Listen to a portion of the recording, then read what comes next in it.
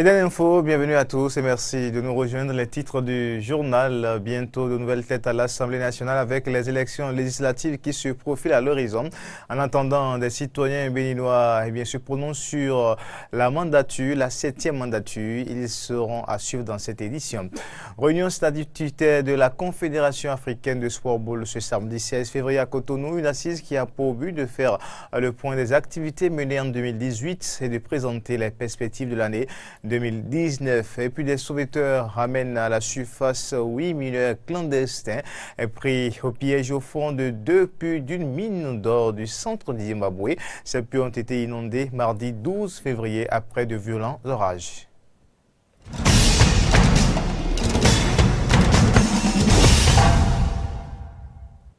Encore une fois, bienvenue à toutes et à tous. Les autorités ont voulu à maintes reprises la délocaliser en vain.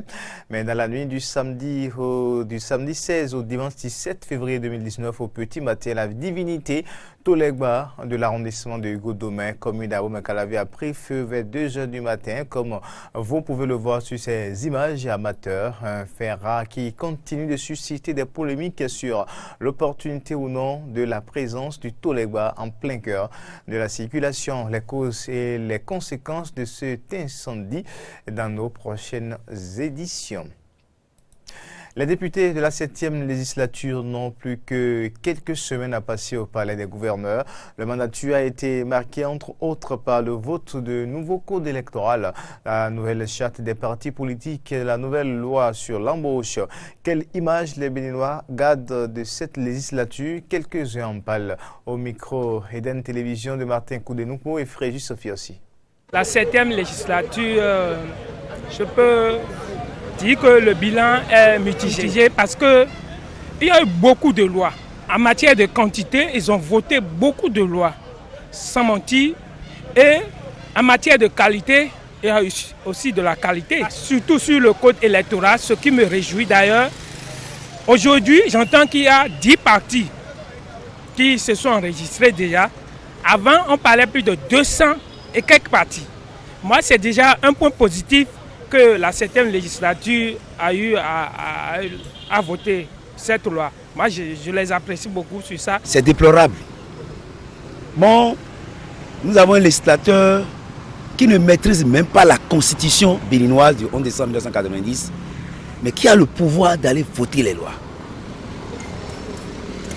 Nous avons en face notre législateur qui viole allègrement la Constitution sans se rendre compte. Sincèrement, l'Assemblée nationale que nous avons eue nous a déçus. Et il va falloir qu'une loi soit votée désormais et que si quelqu'un veut devenir député là, qu'il ait au moins la licence en droit. Moi, je vais les encourager pour leur effort à fournir pour que le pays allait en paix. Parce que moi, je vais les encourager. Pourquoi? Ils ne sont pas Dieu. C'est seul Dieu qui peut faire les choses irréprochables. Sinon, si c'est un homme, il doit faire les choses qu'on doit les reprocher. Bon, ils ont voté des lois qui ennuient le peuple aujourd'hui. Mais il y a des lois qu'ils ont votées qui arrangent aussi le peuple. Cette législature-là, qu'ils m'en excusent, ont passé à côté. Je ne vais pas utiliser des mots de grands mots, non. Sinon, comment comprendre l'article 242? Eux-mêmes, ils avaient 3 mois pour étudier ce texte. Quand le président et la minorité parlementaire criaient, ne votez pas cette loi, est-ce qu'ils avaient écouté? Mais aujourd'hui, si c'est les 59 députés qui vont à la Cour constitutionnelle et à la Sénat, vraiment, ça prouve que tout ce qu'ils ont voté là, c'est contraire à l'avis du peuple. Le 13 février, la communauté internationale a célébré la journée de la radio. Retour sur cet événement dans cette édition avec une interrogation. Quelle est l'opportunité de la radio et surtout ses avantages? Éléments de réponse dans ce reportage de Laurent Roland, Tony Ikes et Damien Pedro. un média d'information. Son invention remonterait à l'année 1894 par Guglielmo Marconi, un jeune Italien de 20 ans. En 1901, le premier signal radio transatlantique sur l'île de Terre-Neuve en Amérique est reçu. Ainsi, s'engage une exploitation commerciale de l'invention. La radio devient un outil incontournable de l'armée et un instrument de loisir dans les foyers. Plus tard, elle deviendra un canal d'information. Mais elle est de plus en plus confrontée de nos jours à la révolution des médias sociaux sans pour autant perdre sa mission la plus connue, informer. La radio, je dirais que c'est un média de proximité. Et son importance est d'autant plus capitale que la bonne dame qui, devant son étalage à sa radio à côté, peut s'informer, savoir ce qui se passe dans le pays, suivre des émissions interactives et ainsi de suite. La radiodiffusion, c'est quand même un canal important d'information au profit des populations. Il y a de la facilité pour nos populations de s'acheter un poste radio pour s'informer. Et c'est important, c'est déjà ancré dans les habitudes. Si les médias sociaux exigent un appareil spécifique et une connexion, la radio, quant à elle, n'en a pas besoin. Juste un poste récepteur et c'est parti. La radio garde alors ses avantages. Le premier avantage de la radio face aux médias sociaux, c'est d'abord la portabilité. Vous savez, pendant longtemps, ce type de média a été conçu comme le plus accessible à la population. Et il y a aussi l'autre avantage, sur la radio se diffusent des informations plus précises et plus vérifiables. Par contre, sur les réseaux sociaux, aujourd'hui, nous savons que c'est un fou-tout. Quelqu'un peut se réveiller aujourd'hui peut-être parce qu'il a rêvé sur quelque chose la nuit. Et il se met sur les réseaux sociaux, paf, ça peut faire aussi le tour du monde. La radio demeure toujours plus fiable par rapport aux réseaux sociaux, même si entre-temps, il pourrait avoir plus tard une relation avec ce type de médias aujourd'hui. Pour contrer les effets des médias sociaux, il est urgent que les promoteurs des radios adaptent le contenu de leurs programmes aux attentes des auditeurs. La radio, face à l'essor des nouveaux médias, c'est-à-dire des réseaux sociaux et autres, l'Internet, tout ça, la radio doit se réinventer. Nous sommes dans une situation où la radio doit tout faire pour être plus proche des populations, avoir des émissions interactives, des émissions thématiques qui attirent l'auditeur, qui fait que l'auditeur, quelles que soient ses occupations, ses préoccupations, puisse prendre rendez-vous pour savoir, oui, je dois allumer ma radio à tel moment pour écouter telle émission, pour suivre les informations, pour faire ci et faire ça. Offrir des programmes qui peut-être reçoivent l'assentiment des populations ou qui reçoivent l'assentiment d'un certain nombre d'auditeurs qui déjà s'habituent aux médias sociaux. Donc, voir le juste milieu ou la mesure qu'il faut véritablement pour se conformer à ces exigences des médias sociaux.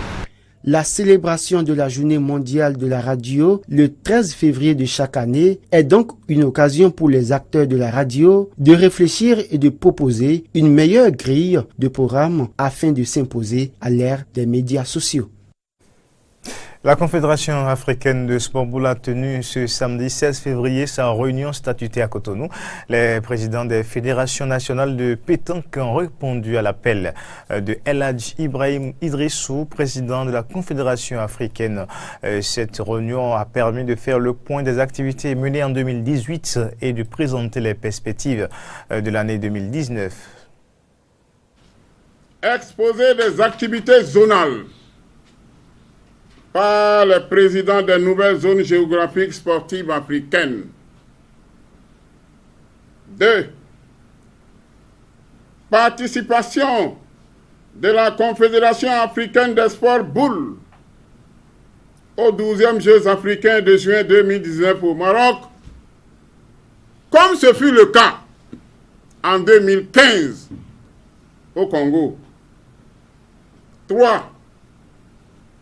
Désignation de la nation qui abritera la 7e édition du championnat qualificatif africain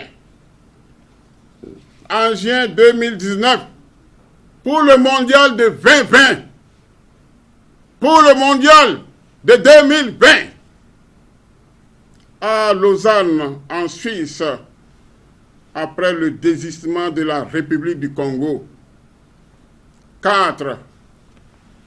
Disposition envisagée pour le toilettage des textes fondamentaux et juridiques de la Confédération africaine de sport boule en vue de les introduire à la prochaine Assemblée générale pour étude, amendement et adoption en juin 2019. 5. Situation de l'organisation des Masters et leur pérennisation au Bénin. 6.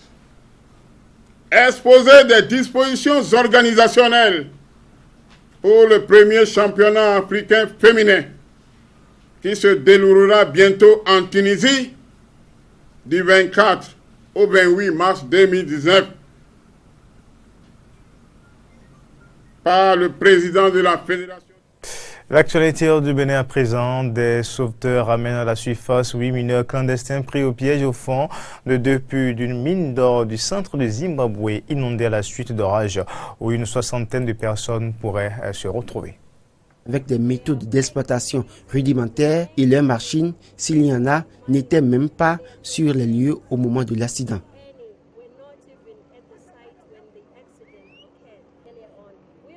Nous demandons au gouvernement d'allouer à nos soi-disant mineurs clandestins de vraies terres minières. Le sauvetage est difficile. Nous avons essayé de mettre les corps dans des sacs mortuaires parce que ce sont nos proches ainsi que nos collègues de travail. Et puis l'Arabie Saoudite a appelé lundi à la désescalade entre l'Inde et Pakistan sur la question du Cachemire au moment où le prince héritier Mohammed Ben Salman s'apprête à se rendre d'Islamabad à New Delhi dans le cadre d'une tournée asiatique avec ses alliés. L'Arabie Saoudite a appelé lundi à la désescalade entre Inde et Pakistan sur la question du Cachemire au moment où le prince héritier Mohammed Ben Salman s'apprête à se rendre d'Islamabad à New Delhi dans le cadre d'une tournée asiatique en quête d'alliés et de contrats. Pour ce qui est des disputes entre l'Inde et le Pakistan, notre objectif est d'essayer de faire décroître les tensions entre les deux pays voisins et de voir s'il existe une voie pour résoudre ces différends pacifiquement. Nous avons travaillé avec le Pakistan et l'Afghanistan ainsi qu'avec les États-Unis et les Émirats arabes unis pour tenter de faciliter la conclusion d'un accord entre les talibans et le gouvernement afghan afin que nous puissions faire avancer le Pakistan et l'Afghanistan vers la paix. Nous pensons que si la situation en Afghanistan se stabilise, ce sera dans l'intérêt non seulement du Pakistan, mais de l'ensemble de la région, y compris de l'Arabie Saoudite, et c'est une chose à laquelle nous travaillons actuellement. Le prince, dont l'image internationale a été fortement ternie par le scandale provoqué par l'assassinat du journaliste Jamal Khashoggi en octobre dans l'enceinte du consulat saoudien à Istanbul, avait été accueilli dimanche soir par les honneurs à sa descente d'avion à Islamabad par le premier ministre Imran Khan.